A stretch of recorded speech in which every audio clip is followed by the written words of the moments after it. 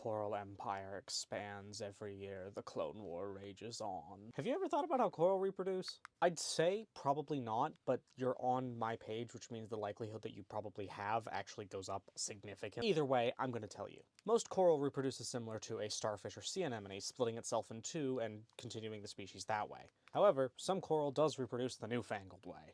Back in my day, reproduction only took one person. It was Steve, by himself. This takes the form of massive coral blooms, where both male and female coral send out the particulates needed to create more corals over a huge patch of ocean, where the few researchers who have been lucky enough to see it report almost snowfall-like conditions. These blooms are incredibly specific, with research reporting that a lot of them will occur within 2 minutes of when they did the year before. These blooms allow the coral to spread far, fast, with the sheer amount of baby coral that's created through them ensuring that a lot of them will survive. We're still not sure what the exact conditions are that trigger these blooms, however. The primary theories are that it has something to do with both the light of the moon and chemicals present in the surrounding seawater, though we again do not know for certain. It doesn't explain the clockwork-like precision of the timing though, because you would expect both the moon and the chemical composition of the seawater surrounding the corals to at least shift a little bit over the course of a year. My personal theory is that the coral have a biological clock similar to that of a bird's inner compass. A lot of birds have iron filings in their brain that allow them to navigate from north to south along their migratory patterns every year, and it's incredibly interesting.